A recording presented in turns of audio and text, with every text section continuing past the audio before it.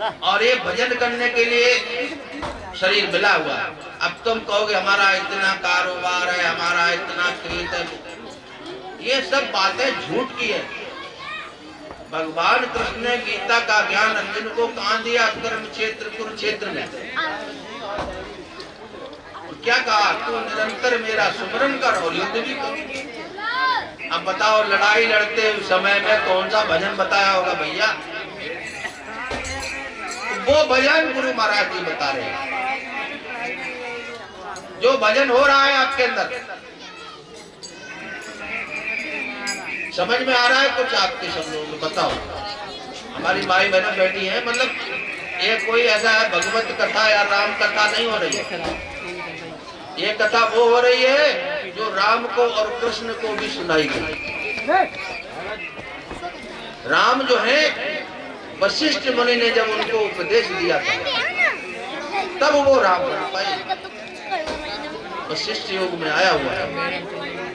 तो ये ज्ञान वो है जो आपका, देखिए, सत्य सनातन ये तुम्हारा जीव जो है परमात्मा सनातन है। इसीलिए हमारा धर्म क्या? सनातन। कोई नया पुराना नहीं है कि 1400 और 1500 ईस्वी में से शुरू हुआ। हमारा सनातन धर्म है। हिंदू कोई धर्म नहीं। हिंदू, मुस्लिम, सिख, ईसाई, जितने भी जैन, पारसी, ये कोई धर्म नहीं, संप्रदाय। अब देखिए, सुख का साधन एक सुमरन प्रभु का, उसको समझना और करना कुछ नहीं। देखो, शरीर के लिए आपको खाना पीना, भोजन और वस्त्र, आवास सब कुछ जरूरी है। लेकिन ये शरीर क्यों है? ये प्रभु के भजन के लिए। और आपके काम में कोई रुकावट नहीं, आप कुछ भी काम करो, भजन तो आपके अंदर हो रहा है। अजपा साधन है घट भीतर, उसकी दूर से माला ले। जो भजन हो रहा है आपके अंदर में, उसको समझो। हो रहा है, करना नहीं।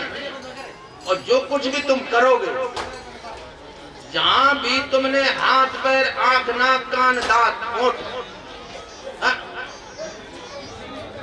इन तमाम इंद्रियों से परे है परमात्मा। प्रकृति पार प्रभु सब उर्वासी।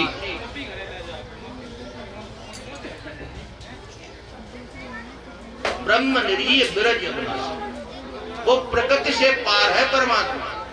तुम चाहोगे अपने मन से, बुद्धि से, हाथ पैर, माला, जब तक ये सब करके नहीं पहुंचे। लेकिन जो जहां पर है कर रहा है, ठीक है। लेकिन ये साधन जो गुरु महाराज जी ने दिया हुआ है, बहुत कम लोग हैं जिनकी समझ में आया।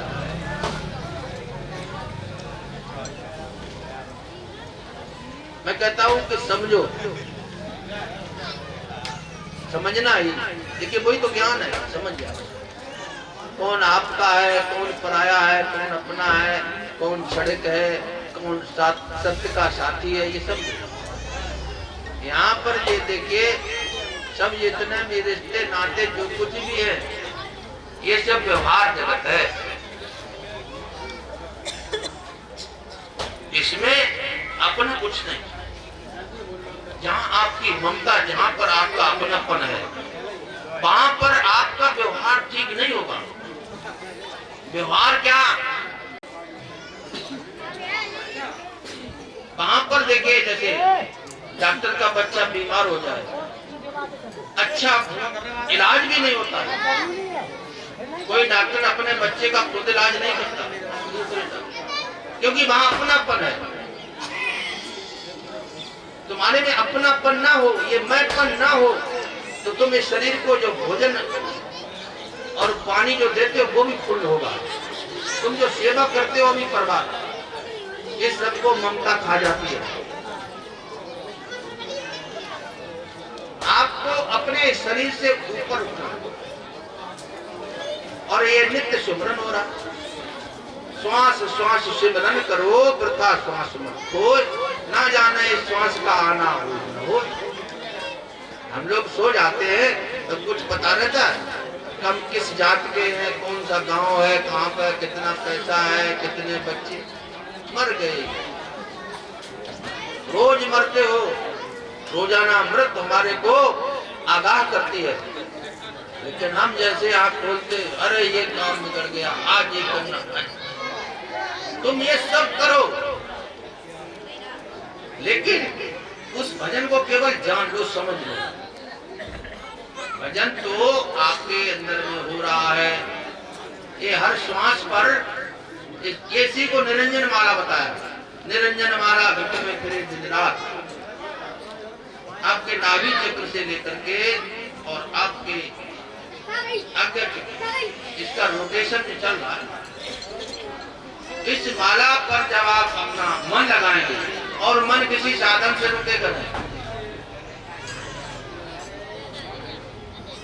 कोई बात इस तरह का है, इसमें स्टार्ट तो नहीं है। और जिस जहां से तुम अरे को सुख मिला, वहीं से दुख का शुरू हो गया।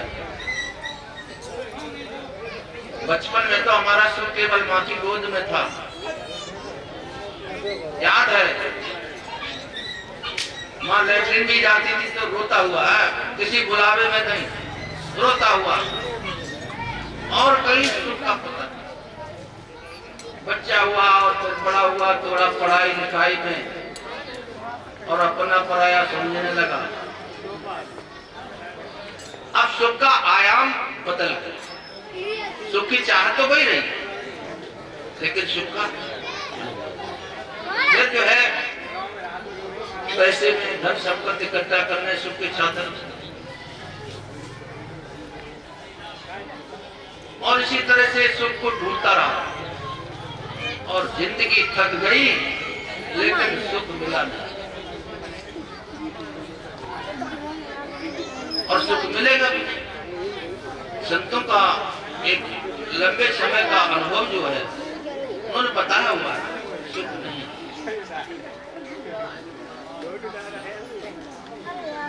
सुमरन से सुख उपजे, सुमरन से दुख जाए। कहे कबीर सुमरन किए और साईं माय से, इसमें ही सुख है। कितना आप धन इकट्ठा कर लें, कितना उच्च से उच्च पद, लगता है आपको कि आज मोदी बहुत सुखी, सोने का भी वक्त नहीं मिलता। मैं समझता हूँ आज हिंदुस्तान में मोदी से ज्यादा कोई दुखी नहीं। नींद नहीं आती है, मैं बता रहा हूँ। धीरा आपका एक निजी पर्सनल प्राइवेट